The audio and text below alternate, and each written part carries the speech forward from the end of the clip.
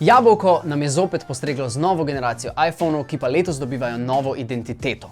Pro linija iPhonov se tokrat dejansko razlikuje v procesorski moči od osnovne, v zasedbi pa tokrat ne vidimo minijev, kar pa je slaba novica za ljubitelje malih telefonov. Z nama sta iPhone 14 in iPhone 14 Pro. Gremo si jih pogledati.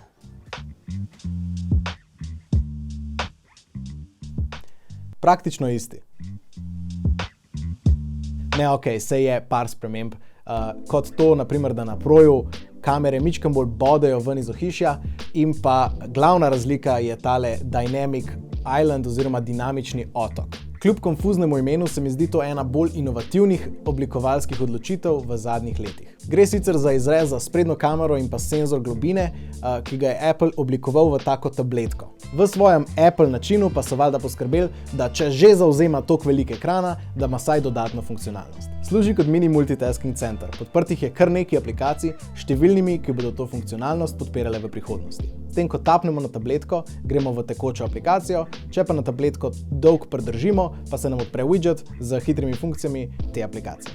Se že veselim vseh tabletk, ki jih bomo nedvomno videli slej ko prej na kakšnem Xiaomiju. Kar pa se tiče iPhone 14, letos lahko tudi prvič na standardni verziji dobimo Max verzijo, se pravi večji telefon, s tem, da na sprednji strani ne bomo najdel dinamičnega otoka, zadnja stran je zelo podobna prejšnji generaciji in tudi v telefonu se skriva procesor, ki ga lahko najdemo v lanskem 13 Pro.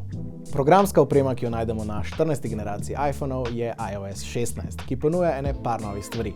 Na Proju je končno svoj debut dočakal Always On Display, ki pa na žalost poje malo preveč baterije za moj okus. Lock screen ima končno več opcij kustomizacije, menjamo lahko pisavo, dodajamo widgete in pa spremenimo med celotnimi konfiguracijami zaslona. Widgeti so sedaj lahko dinamični in omogočajo, da kar v živo spremljamo tekme ali pa našo dostavo hrane. Še ena sprememba pa je, da lahko v iMessagih urejamo in prekličemo poslana sporočila. Mogoče zveni, kot da večjih sprememb zares ni, ampak največje spremembe se skrivajo v kameri, o katerih pa več Jerry.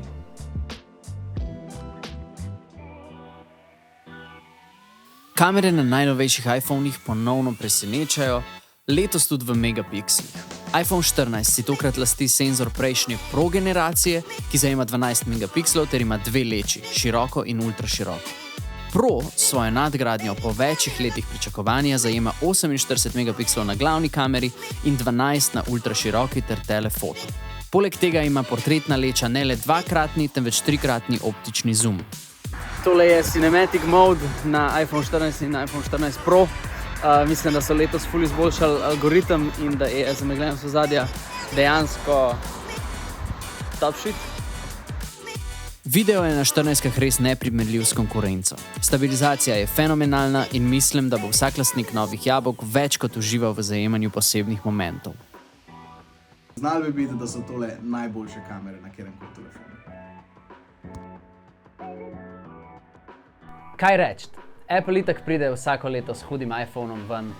Huda kamera, dober ekran, dober procesor, dela tako, kot more, za seveda svojo ceno. Če želite zvedeti kaj več o telih dveh lepotcih oziroma njunih večjih različicah, so vam vse informacije na voljo na Telekomovi e-trgovini. Se vidimo naslednjič. Čau!